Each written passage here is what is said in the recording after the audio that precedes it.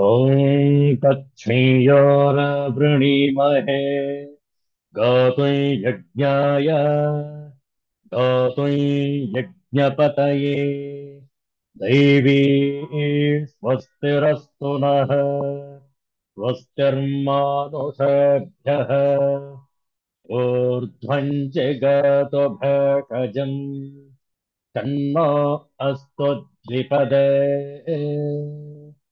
चतुष्पदे ॐ शान्तिः शान्तिः शान्तिः ॐ सहनाववतु सहनौ भुनक्तु सह वीर्यङ्करवावहै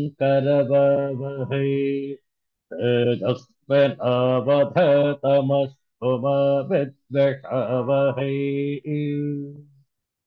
ॐ शान्तिः शान्तिः शान्तिः हरिः ॐ श्रीगुरुभ्यो नमः हरिः ॐ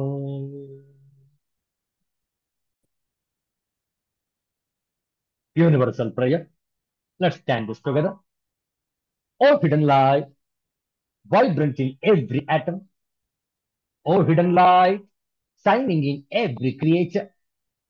O hidden love, embracing all in oneness. May each who feels himself as one with thee know he is also one with every other. Om Shanti Shanti Shanti.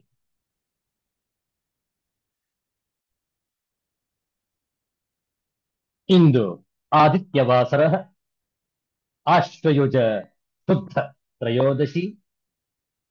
ಈ ಆದಿತ್ಯವಾಸರ ಆದಿತ್ಯವಾಸರದ ಈ ಮುಸ್ಸಂಜೆಯಲ್ಲಿ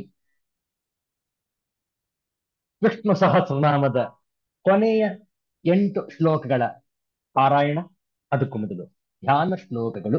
ನಮ್ಮೊಡನೆ ತಾವು ಕೂಡ ಪಾರಾಯಣವನ್ನು ಮಾಡಬಹುದು. ಓಂ ಧ್ಯಾನಂ ಕ್ಷೀರೋಧನ್ವತ್ಪ್ರದೇಶ ಶುಚಿಮಣಿವಿಲಸತ್ಸೈಕತೈರ್ಮೌಕ್ತಿಕಾನಾ मालाकृप्तासनस्थस्फटिकमणिनिभैर्मौक्तिकैर्मण्डिताङ्गः शुभ्रैरभ्रैरदभ्रैरुपरि विरचितैर्मुक्तपीयूषवर्षैः आनन्देनः पुनीयादरिनलिनगदा कण्ठपाणेर्मुकुन्दः भोः पादौ यस्य नाभिर्वियदसुरनिलश्चन्द्रसूर्यौ च नेत्रे कर्णावशाशिरोद्यौर्मुखमपि दहनो यस्य वासोऽयमब्धिः अन्तस्थं यस्य विश्वं सुरनरखगो भोगे गन्धर्वदैत्यैः चित्रं रं रम्यते तं त्रिभुवनवपुषं विष्णुमीशं नमामि। ॐ नमो भगवते वासुदेवाय। शान्ताकारं भुजगशयनं पद्मनाभं सुरेशम् विश्वाधारं गगनसदृशं मेघवर्णं शुभाङ्गम् लक्ष्मीकान्तं कमलनयनं योगिभिर्ध्यानगम्यम् वन्दे विष्णुं भवभयहरं सर्वलोकैकनाथम् मेघश्यामं पीतकौशेयवासं श्रीवत्साङ्कं कौस्तुभोद्भासिताङ्गम् पुण्योपेतं पुण्डरीकायताक्षं विष्णुं वन्दे सर्वलोकैकनाथम् नमः समस्तभूतानामादिभूताय भूभृते अनेकरूपरूपाय विष्णवे प्रभविष्णवे सशङ्खचक्रं सकिरीटकुण्डलं सपीतवस्त्रं सरसीरुहेक्षणम् सहारवक्षस्थलशोभिकौस्तुभम् नमामि विष्णुं शिरसा चतुर्भुजम् छायायां पारिजातस्य हेमसिंहासनोपरि आसीनमम्बुदश्याममायताक्षमलङ्कृतम् चन्द्राननं चतुर्बाहुं श्रीवत्साङ्कितवक्षसम् रुक्मिणी सत्यभामाभ्यां सहितं कृष्णमाश्रये। ॐ नमो भगवते वासुदेवाय।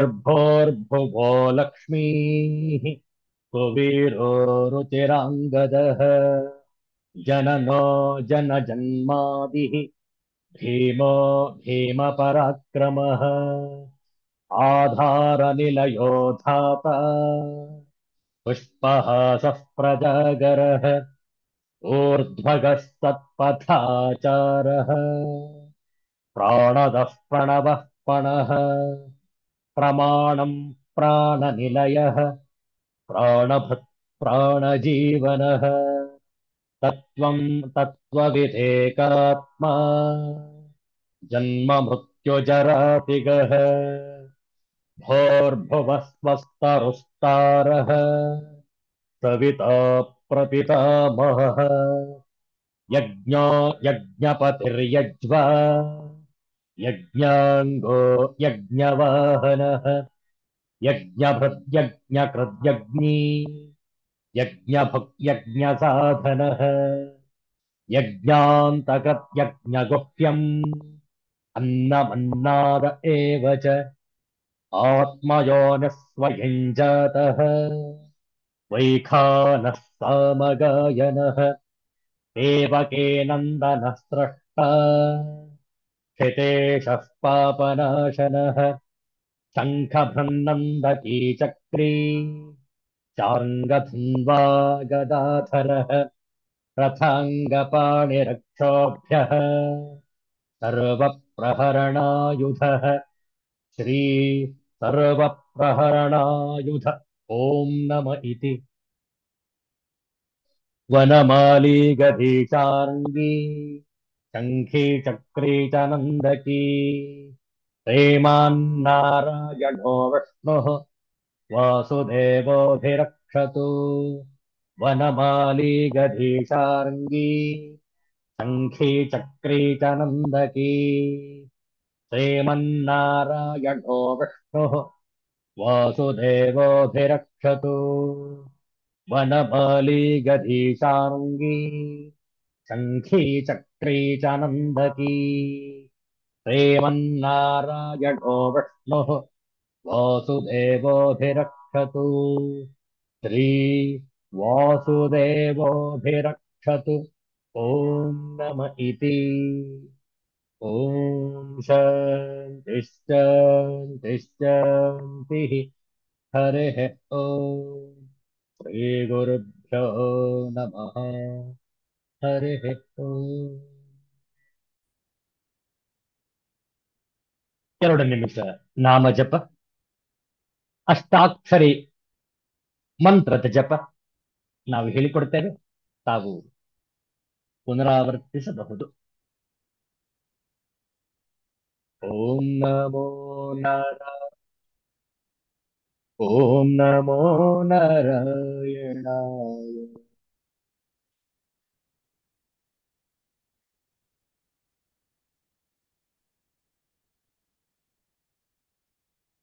ಓಂ ನಮೋ ನಾರಾಯಣಾಯ ಓಂ ನಮೋ ನಾರಾಯಣಾಯ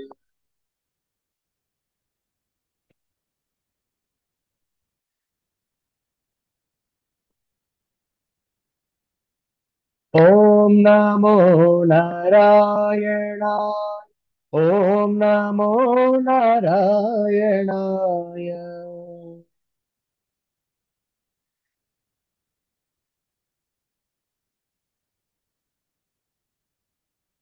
ಓಂ ನಮೋ ನಾರಾಯಣಾಯ ಓಂ ನಮೋ ನಾರಾಯಣ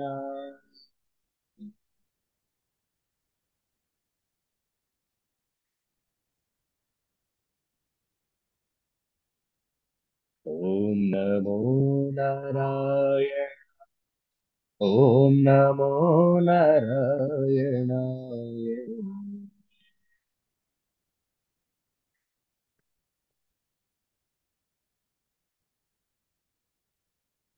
ಓಂ ನಮೋ ನಾರಾಯಣಾಯ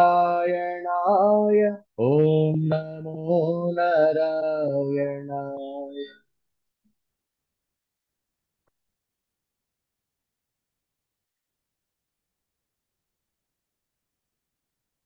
ओम नमो नारायण।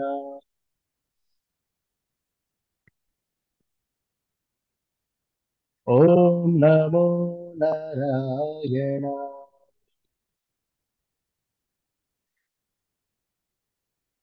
ओम नमो नारायण।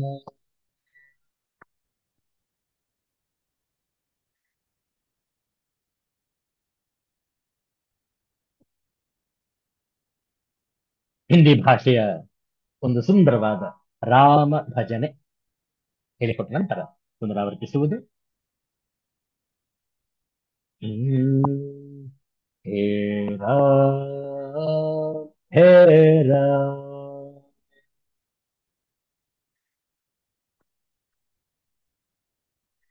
ಹೇ राम, हे राम।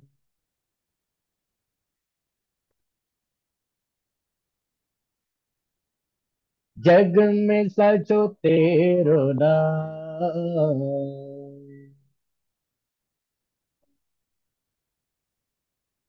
हे राम, हे राम।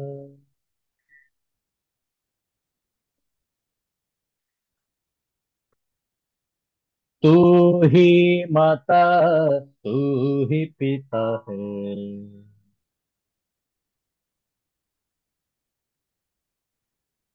तू ही तो है राधा का श्याम।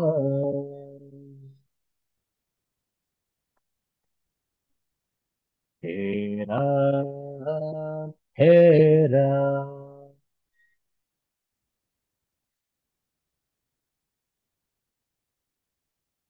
तू अंतर्यामी, सबका स्वामी।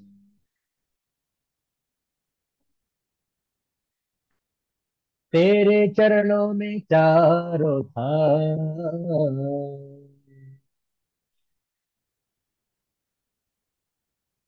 हे राम, हे राम।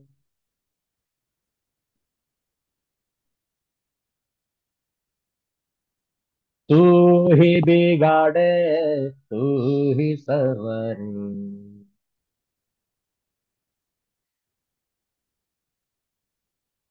इस जग के सारे काम।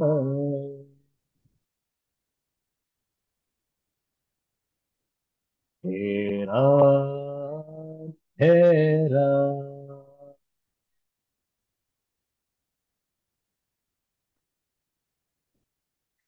तू ही जगदाता, विश्व विधाता।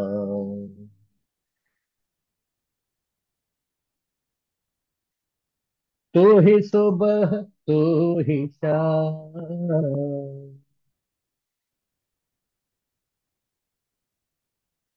हे राम, हे राम।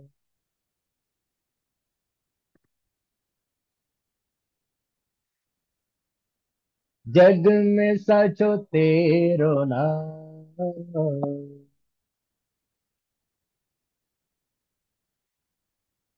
हे राम, हे राम।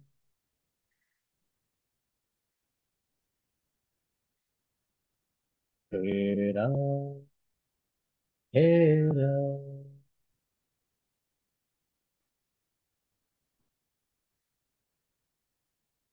अयोध्यापति श्री रामचंद्र महाराज की जय। सिद्धांत अवधूत चिंतन श्री गुरुदेव दत्त।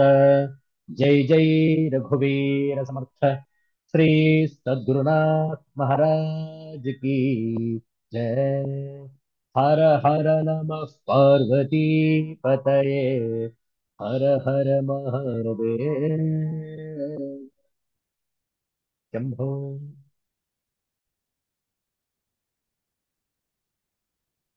ಶ್ರೀಮದ್ ಭಗವದ್ಗೀತೆಯ 16ನೆಯ ಅಧ್ಯಾಯದ ಮೊದಲ 3 ಶ್ಲೋಕಗಳ ಪಾಠ ಹೇಳಿಕೊಡ್ತೇವೆ. ತಾವು ಪುನರಾವರ್ತಿಸಬಹುದು. ಓಂ ಶ್ರೀ ಪರಮಾತ್ಮನೇ ನಮಃ.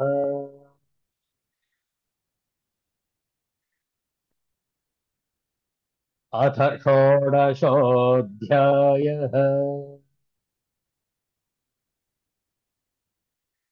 दैवासुरसम्पद्विभागयोगः।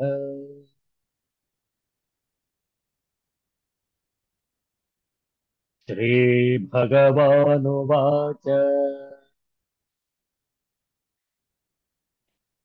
अभयं सत्त्वसंशुद्धिः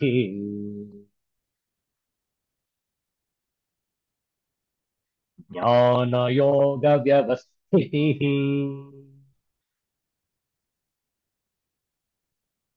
दानं दमश्च यज्ञश्च स्वाध्यायस्तप आर्जवम्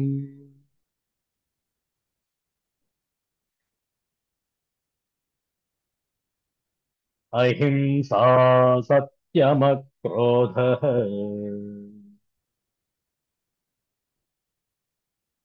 त्यागश्चान्तिरपैशुनम्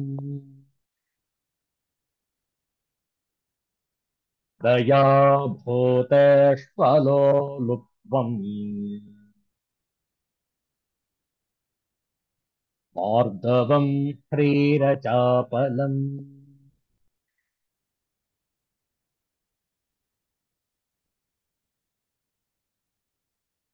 तेजः क्षमा धृतिः शौचम्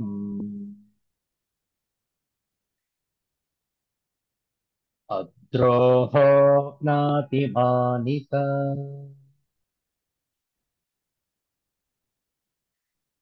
भवन्ति सम्पदम् दैवी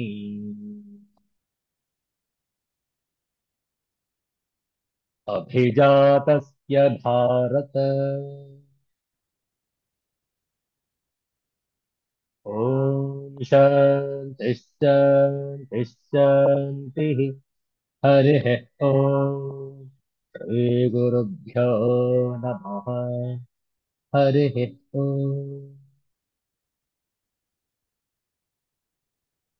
ನಿನ್ನೆ ದಿವಸ ಅಭಯಂ ವಿಶ್ಲೇಷಣೆ ಮಾಡ್ತಾ ಇದ್ವು. ಅಭಯಂ ಈ ಪದದ ಮೇಲೆ ಆಚಾರ್ಯ ಶಂಕರರ ಭಾಷ್ಯ ಹೇಗೆ ಅನ್ನುವುದನ್ನು ನೋಡೋಣ.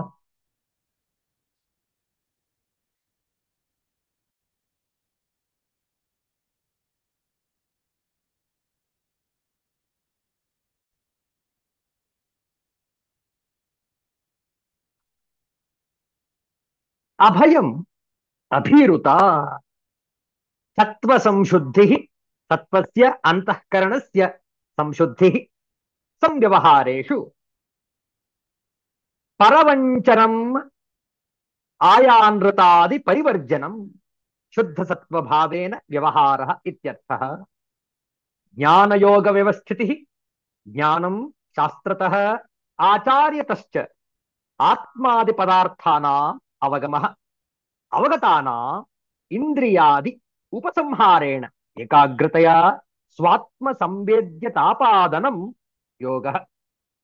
ತಯೋಃ ಜ್ಞಾನಯೋಗಯೋಃ ವ್ಯವಸ್ಥಿತಿಃ ವ್ಯವಸ್ಥಾನಾಂ ಸನ್ನಿಷ್ಠತಾ ಏಷಾ ಪ್ರಧಾನಾ ದೈವೀ ಸಾತ್ವಿಕೀ ಸಂಪತ್ ಯತ್ರ ಚ ಏಷಾಂ ಅಧಿಕೃತಾನಾಂ ಯಾ ಪ್ರಕೃತಿಃ ಸಂಭವತಿ ಸಾತ್ವಿಕೀ सा उच्यते. दानं यथाशक्ति संविभागः अन्नादीनां दमश्च बाह्यकरणानाम् उपशमः अंतःकरणस्य उपशमं शान्तिं वक्ष्यति.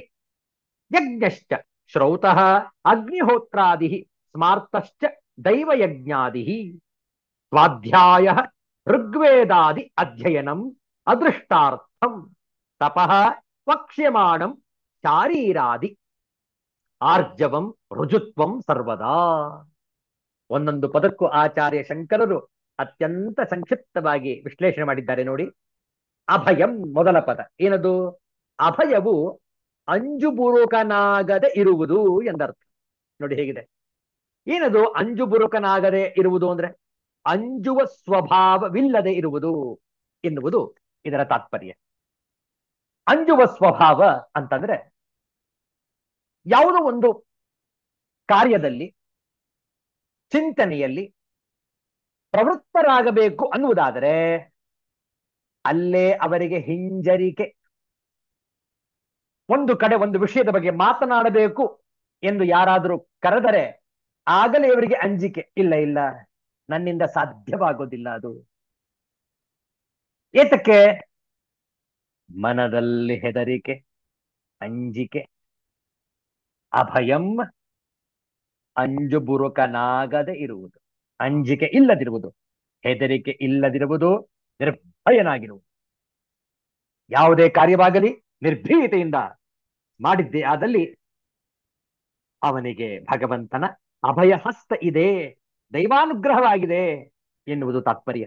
ಆದ್ರಿಂದ ಈ ಒಂದು ಸದ್ಗುಣವನ್ನು ನಾವು ಬೆಳೆಸಿಕೊಳ್ಳಬೇಕು. ಯಾವುದೇ ವಿಷಯದಲ್ಲಾಗಲಿ ಯಾವುದೇ ಕಾರ್ಯದಲ್ಲಾಗಲಿ ನಾವು ನಿರ್ಭೀತಿಯಿಂದ ಅದನ್ನು ಪಾಲಿಸತಕ್ಕದ್ದು. ಅಂಜುಬುರುಕನಾಗದೆ ಇರುವುದು ಅಭಯವು. ಎರಡನೇ ಪದ ಸತ್ವ ಸಂಶುದ್ಧಿ. ಈಗ ಕೇವಲ ಸಂಕ್ಷಿಪ್ತವಾಗಿ ಆಚಾರ್ಯ ಶಂಕರರ ಭಾಷ್ಯವನ್ನು ನೋಡೋಣ. ಆನಂತರ ಒಂದೊಂದು ಸದ್ಗುಣವನ್ನು ದೀರ್ಘವಾಗಿ ಚರ್ಚೆ ಮಾಡೋಣ. ಸತ್ವ ಸಂಶುದ್ಧಿ, ಸತ್ವದ ಅಂತಃಕರಣದ ಸಂಶುದ್ಧಿ. ನಡೆನುಡಿಗಳಲ್ಲಿ ಹೆರರನ್ನು ಮೋಸಗೊಳಿಸುವುದು, ಕಪಟ, ಸುಳ್ಳು ಮುಂತಾದವುಗಳನ್ನು ಬಿಟ್ಟಿರುವುದು. ನೋಡಿ, ನಡೆನುಡಿಗಳಲ್ಲಿ ಹೆರರನ್ನು ಮೋಸಗೊಳಿಸುವುದು, ಕಪಟ, ಸುಳ್ಳು ಮುಂತಾದವುಗಳನ್ನು ಬಿಟ್ಟಿರುವುದೇ ಸತ್ವ ಸಂಶುದ್ಧಿ.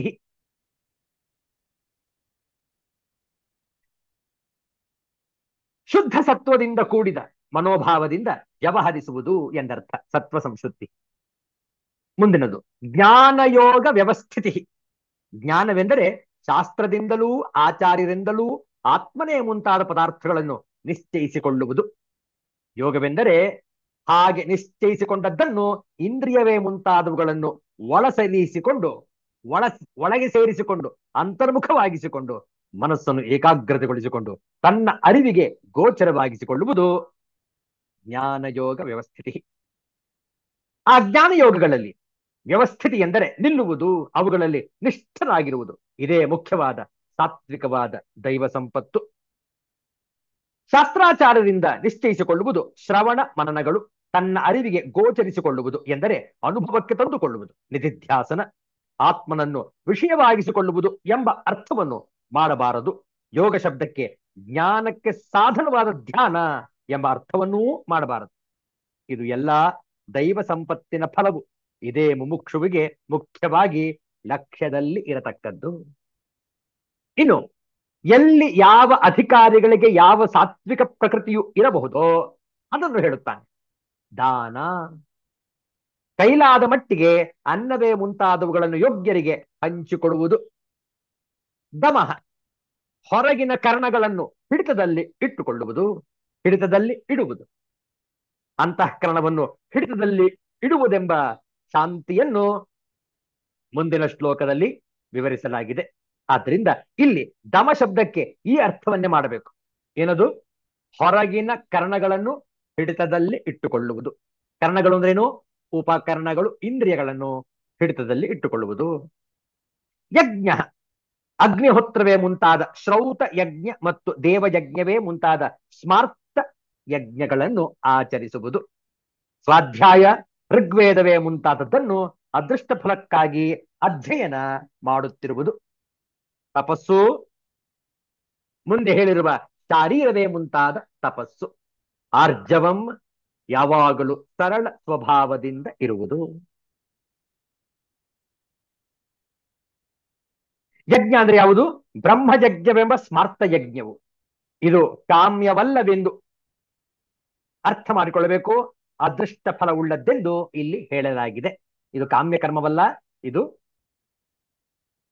ನಿತ್ಯ ಕರ್ಮ, ನೈಮಿತ್ತಿಕ ಕರ್ಮಗಳಲ್ಲಿ ಸೇರುವಂಥದ್ದು ಈ ಬ್ರಹ್ಮಯಜ್ಞ. ಯಜ್ಞದಾನಾದಿಗಳಿಗೂ ಇದು ಅನ್ವಯಿಸುತ್ತದೆ. ಯಾವುದು? ಈ ತಪಸ್ಸು ಅನ್ನುವಂಥದ್ದು ಯಜ್ಞದಾನಗಳಿಗೂ ಇದು ಅನ್ವಯಿಸುತ್ತದೆ. ಏಕೆಂದರೆ ಅವನ್ನು 3 ಬಗೆಯೆಂದು ಮುಂದಿನ ಅಧ್ಯಾಯದಲ್ಲಿ 17ನೇ ಅಧ್ಯಾಯದಲ್ಲಿ ಅದನ್ನ ನಾವು ತಿಳಿದುಕೊಳ್ಳೋಣ. ಆರ್ಜವ, ಯಾವಾಗಲೂ ಸರಳ ಸ್ವಭಾವ. ಸರಳ ಸ್ವಭಾವದ ಅರ್ಥ ಏನು? ತ್ರಿಕರಣಗಳಿಂದ ಒಂದೇ ಸ್ವಭಾವವನ್ನು ಪ್ರಕಟಿಸುತ್ತಿರುವುದು. ತ್ರಿಕರಣ ಅಂದ್ರೇನು? ಕಾಯ, ವಾಚ, ಮನಸ. ಶರೀರದಿಂದಾಗಲಿ, ಮನಸ್ಸಿನಿಂದಾಗಲಿ, ಮಾತಿನಿಂದಾಗಲಿ ಒಂದೇ ರೀತಿಯಾಗಿ ಇರುವಿಕೆ ಆರ್ಜವಂ, ಸರಳ ಸ್ವಭಾವದಲ್ಲಿ ಇರುವಂಥದ್ದು. ಇದು ಅತ್ಯಂತ ಸಂಕ್ಷಿಪ್ತವಾದಂತಹ ವಿವರಣೆ ಆಚಾರ್ಯ ಶಂಕರರ ಭಾಷ್ಯದಲ್ಲಿ ಇರುವಂಥದ್ದು. ಇನ್ನು ಒಂದೊಂದೇ ಸದ್ಗುಣವನ್ನು ವಿಸ್ತೃತವಾಗಿ ನೋಡುವ ಮುಂದಿನ ವಾರ. ಅದಕ್ಕೂ ಮುನ್ನ ಒಂದು ಕಗ್ಗದ ಮುಕ್ತಕವನ್ನು ವಿಚಾರ ಮಾಡಿ ಇಂದಿನ ಸತ್ಸಂಗವನ್ನು ಸಂಪನ್ನಗೊಳಿಸೋಣ. ಅತ್ಯಂತ ಸೊಗಸಾಗಿ ಈ ಮುಕ್ತಕದಲ್ಲಿ ಡಾಕ್ಟರ್ ಡಿ ವಿ ಗುಂಡಪ್ಪನವರು ಒಂದು ಸುಂದರವಾದ ವಿಚಾರವನ್ನು ಮಾಡ್ತಾ ಇದ್ದಾರೆ. ಏನದು ನೋಡಿ. ಕಣ್ಣಿರದ ರವಿಯೇನು, ರವಿ ಇರದೆ ಕಣ್ಣೇನು. ಕಣ್ಣಿರದೆ ರವಿಯೇನು, ರವಿ ಇರದೆ ಕಣ್ಣೇನು. ಅನ್ಯೋನ್ಯ ಸಹಕೃತಿ ಇನುಭಯ ಸಾರ್ಥಕತೆ. ನಿನ್ನಾತ್ಮ ಜಗದಾತ್ಮ ಕಂತು ಸಂಬಂಧವವು ವನ್ಯ ಸ್ಫುಲಿಂಗಗಳೋ ಮಂಕುತಿಮ್ಮ. ವನ್ಯ ಸ್ಫುಲಿಂಗಗಳೋ ಮಂಕುತಿಮ್ಮ, ಮಂಕುತಿಮ್ಮ. ನೋಡಿ ಹೇಗಿದೆ ಸಾರ್ಥಕತೆ ಈ ಬದುಕಿನಲ್ಲಿ. ಕಣ್ಣಿರದೆ ರವಿ ಏನು? ರವಿ ಸೂರ್ಯ ಪ್ರಕಾಶಿಸುತ್ತಿದ್ದಾನೆ ಆಕಾಶದಲ್ಲಿ, ಆದ್ರೆ ಈ ವ್ಯಕ್ತಿಗೆ ಕಣ್ಣೇ ಇಲ್ಲ. ಹಾಗಾದ್ರೆ ಸೂರ್ಯನಿದ್ದು ಏನು ಪ್ರಯೋಜನ? ರವಿ ಇರದೆ ಕಣ್ಣೇನು? ಕಣ್ಣಿದೆ ಅವನಿಗೆ, ಏನು ಕಾಣಿಸ್ತಾ ಇಲ್ಲ. ಯಾಕೆ? ಕತ್ತಲೆ ಆವರಿಸಿದೆ. ಈಗ ರಾತ್ರಿಯಾಗಿದೆ, ರವಿ ಇಲ್ಲದ್ದಾಗಿದೆ, ಸೂರ್ಯನು ಇಲ್ಲ. ಹಾಗಾದ್ರೆ ಕಣ್ಣಿಂದ ಏನು ಪ್ರಯೋಜನ? ಕಗ್ಗತ್ತಲೆ, ಏನು ಕಾಣ್ತಾ ಇಲ್ಲ. ನೋಡಿ, ರವಿ ಇರದೆ ಕಣ್ಣೇನು. ಪ್ರಕಾಶವಿಲ್ಲದೆ ಹೋದ್ರೆ, ಬೆಳಕಿಲ್ಲದೆ ಹೋದ್ರೆ ಕಣ್ಣಿದ್ದೂ ಪ್ರಯೋಜನವಿಲ್ಲ, ಹೌದಲ್ಲ? ಅನ್ಯೋನ್ಯ ಸಹಕೃತಿ ಇನುಭಯ ಸಾರ್ಥಕತೆ. ಎರಡೂ ಇರಬೇಕು. ಆ ಕಡೆ ಪ್ರಕಾಶ ಬೆಳಕು ಇರಬೇಕು, ಈ ಕಡೆ ಕಣ್ಣು ಇರಬೇಕು. ಆಗ ಮಾತ್ರ ಸಾರ್ಥಕತೆ. ನಿನ್ನಾತ್ಮ ಜಗತಾತ್ಮ ಕಂತು ಸಂಬಂಧವವು ವನ್ಯ ಸ್ಫುಲಿಂಗಗಳು ಮಂಕುತಿಮ್ಮ. ಒಂದು ಸುಂದರವಾದ ಉಪಮೆ ಇಲ್ಲಿ ಕೊಟ್ಟಿದ್ದಾರೆ. ವನ್ಹಿ ಸ್ಫುಲಿಂಗ. ವನ್ಹಿ ಅಂದ್ರೆ ಅಗ್ನಿ, ಸ್ಫುಲಿಂಗ ಅಂದ್ರೆ ಕಿರಣಗಳು, ಅಂಶಗಳು, ಕಿಡಿಗಳು, ಬೆಂಕಿಯ ಕಿಡಿಗಳು ಹೇಗೆ ಒಂದಕ್ಕೊಂದು ಪೂರಕವಾಗಿದೆಯೋ, ಎಷ್ಟು ಅನ್ಯೋನ್ಯವಾಗಿದೆಯೋ, ಅದೇ ರೀತಿಯಲ್ಲಿ ನಮ್ಮ ಆತ್ಮ ಪರಮಾತ್ಮನೊಡನೆ ಮೇಳೈಸಬೇಕು. ಅದು ಆ ಸಂಬಂಧವನ್ನು ನಾವು ಆಸ್ವಾದಿಸಬೇಕು. ನೋಡಿ, ಕಣ್ಣಿರದೆ, ಕಣ್ಣು ಇರದೆ, ರವಿ ಇರದೆ, ರವಿ ಇರದೆ, ಸಹಕೃತಿ ಇನುಭಯ, ಸಹಕೃತಿಯಿನ್ನ ಉಭಯ. ನಿನ್ನಾತ್ಮ, ನಿನ್ನ ಆತ್ಮ, ಜಗದಾತ್ಮಕಂತು, ಜಗದ ಆತ್ಮಕ್ಕೆ ಅಂತು. ಸಹಕೃತಿ, ಸಹಕಾರ. ವನ್ಹಿಸ್ಫುಲಿಂಗ, ಇಲ್ಲಿ ತಪ್ಪಾಗಿದೆ. ವನ್ಹಿಸ್ಫುಲಿಂಗ ಬೆಂಕಿಯ ಕಿಡಿಗಳು. ಸೃಷ್ಟಿಯ ಪರಸ್ಪರ ನಿರ್ಭರತೆಯನ್ನು, ಅಂದ್ರೆ ಒಂದಕ್ಕೊಂದು ಅವಲಂಬನೆ, ಸೃಷ್ಟಿಯ ಪರಸ್ಪರ ಪರಸ್ಪರ ನಿರ್ಭರತೆಯನ್ನು ಮುಂದುವರಿಸುತ್ತಾ, ನೋಡುವ ಶಕ್ತಿ ಇಲ್ಲದೆ ಬೆಳಕಿದ್ದರೇನು ಬಿಟ್ಟರೇನು. ಬೆಳಕಿಲ್ಲದಿದ್ದರೆ ಕಣ್ಣಿದ್ದರೆಷ್ಟು ಬಿಟ್ಟರೆಷ್ಟು. ಇವೆರಡರ ಅನ್ಯೋನ್ಯತೆ ಮತ್ತು ಸಹಕಾರವೇ ಆತ್ಮ ಮತ್ತು ಪರಮಾತ್ಮ ಸಂಬಂಧದ ಸ್ವರೂಪ. ಬೆಂಕಿ ಇದ್ದಾಗ ಕಿಡಿ ಇರುವಂತೆ ಎಂದು ಪ್ರತಿ ವಸ್ತುವಿಗೂ ಇರುವ ಕಾರಣ, ಕಾರ್ಯ, ಕರ್ಮ ಮತ್ತು ಫಲದ ಸ್ವರೂಪವನ್ನು ವಿವರಿಸಿದ್ದಾರೆ ಮಾನ್ಯ ಗುಂಡಪ್ಪನವರು ಈ ಮುಕ್ತಕದಲ್ಲಿ. ಒಂದು ಪರಮಶಕ್ತಿ, ಅದನ್ನೇ ನಾವು ಪರಮಾತ್ಮ ಅಥವಾ ಜಗದಾತ್ಮ ಎಂದಿಟ್ಟುಕೊಳ್ಳೋಣ. ಆ ಶಕ್ತಿಯಿಂದಲೇ ಎಲ್ಲವೂ ಆಗಿವೆ. ಸೂರ್ಯ, ಚಂದ್ರರು, ನಕ್ಷತ್ರಗಳು ಮತ್ತು ಕೋಟಿ ಕೋಟಿ ಆಕಾಶ ಕಾಯಗಳು, ಒಂದೊಂದಕ್ಕೂ ಅವುಗಳದೇ ಆದ ವೈಶಿಷ್ಟ್ಯ. ಆ ವೈಶಿಷ್ಟ್ಯಕ್ಕೂ ಆ ಪರಮಶಕ್ತಿಯೇ ಕಾರಣ. ಅದು ಬೆಂಕಿಯಾದರೆ ಮಿಕ್ಕವೆಲ್ಲ ಕಿಡಿಗಳು, ವನ್ಯ ಸ್ಫುಲಿಂಗಗಳು ಎಂದು ಇದನ್ನೇ ಮಾನ್ಯ ಗುಂಡಪ್ಪನವರು ಹೇಳಿರುವುದು. ಇದು ಕಠೋಪನಿಷತ್ತಿನ ಒಂದು ಉದಾಹರಣೆ. ಆ ಪರಮಶಕ್ತಿಯನ್ನು ಹೊರತು ಬೇರಾವುದೂ ಇಲ್ಲಿ ಸ್ವತಂತ್ರವಲ್ಲ. ಎಲ್ಲಕ್ಕೂ ಅದೇ ಮೂಲ, ಅದೇ ಕಾರಣ, ಅದೇ ಕರಣ, ಅದೇ ಕಾರ್ಯ ಮತ್ತು ಅದೇ ಫಲ.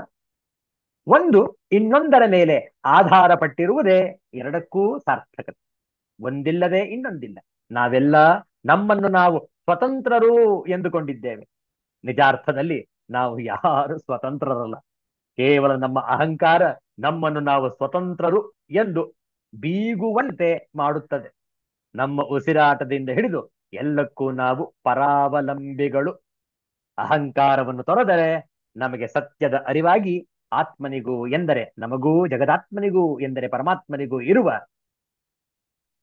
ಪರಸ್ಪರ ಸಹಕೃತಿ ಇನುಭಯ, ಸಹಕಾರದ ಎಂದರೆ ಸಂಬಂಧವು ಅರ್ಥವಾಗುತ್ತದೆ. ಆ ಪರಮ ಸತ್ಯದ ಅರಿವಾದಾಗ ನಮ್ಮಲ್ಲೂ ಒಂದು ಜ್ಞಾನದ ಕಿಡಿ ಬೆಳಗಬಹುದು. ನಾವು ಈ ಸೃಷ್ಟಿಯಲ್ಲಿನ ಒಂದು ಕಣ. ಅನ್ಯ ಕಣಗಳಂತೆಯೇ ನಮ್ಮ ಅಸ್ತಿತ್ವಕ್ಕೆ ಮತ್ತು ಜೀವನಕ್ಕೆ ನಾವು ಇಡೀ ಸೃಷ್ಟಿಯ ಪ್ರತಿಯೊಂದರ ಮೇಲೂ ಆಧಾರ ಪಟ್ಟಿರುತ್ತೇವೆ. ಆದ್ದರಿಂದಲೇ ನಮ್ಮ ಬದುಕು ಸಾಗುತ್ತದೆ. ಹಾಗಾಗಿ ನಾವು ಯಾವುದರ ಮೇಲೆ ಆಧಾರ ಪಟ್ಟಿರುತ್ತೇವೆಯೋ ಅದರೊಂದಿಗೆ ಸಹಕೃತಿಯಿಂದ ಎಂದರೆ ಸಹಕಾರದೊಂದಿಗೆ ಇದ್ದರೆ ನಮ್ಮ ಬದುಕಿಗೆ ಒಂದು ಸಾರ್ಥಕತೆ ಎನ್ನುವುದನ್ನು ಸ್ಪಷ್ಟವಾಗಿ ಹೇಳಿದ್ದಾರೆ ಸನ್ಮಾನ್ಯ ಶ್ರೀ ಗುಂಡಪ್ಪನವರು. ಇದನ್ನು ಅರಿತು ಬದುಕಿದರೆ ಒಳಿತು, ಇಲ್ಲದಿದ್ದರೆ ಕೆಡಕು. ಆಯ್ಕೆ ನಮಗೆ ಬಿಟ್ಟದ್ದಲ್ಲವೇ? ಆದ್ರಿಂದ ಈ ಒಂದು ದೈವಾಸುರ ಸಂಪತ್ ಭಾಗ ಯೋಗದಲ್ಲಿ ನಾವು ಯಾವುದನ್ನು ಆಯ್ಕೆ ಮಾಡಿಕೊಳ್ಳಬೇಕು, ಯಾವುದನ್ನು ಬಿಡಬೇಕು ಅನ್ನುವಂಥದ್ದು ಸ್ಪಷ್ಟವಾದ ಉಲ್ಲೇಖವಿದೆ. ಈ ವಿಚಾರವನ್ನು ಮುಂದಿನ ವಾರ ಮುಂದುವರಿಸೋಣ. ಶಾಂತಿ ಮಂತ್ರ. ಓಂ ಸರ್ವೇ ಭವಂತು ಸುಖಿನಃ, ಸರ್ವೇ ಸಂತು ನಿರಾಮಯಾಃ, ಸರ್ವೇ ಭದ್ರಾಣಿ ಪಶ್ಯಂತು, ಮಾ ಕಶ್ಚಿತ್ ದುಃಖ ಭಾಗ್ ಭವೇತ್. ಓಂ ಶಾಂತಿ ಶಾಂತಿ ಶಾಂತಿ. ಹರಿ ಓಂ. ಶ್ರೀ ಗುರುಭ್ಯೋ ನಮಃ. ಹರಿ ಓಂ. ಮತ್ತೆ ಭೇಟಿಯಾಗೋಣ. ಎಲ್ಲರಿಗೂ ಒಳಿತಾಗಲಿ, ಎಲ್ಲರಿಗೂ ಶುಭವಾಗಲಿ. ಜೈ ಶ್ರೀ ಗುರುದೇವ ದತ್ತ.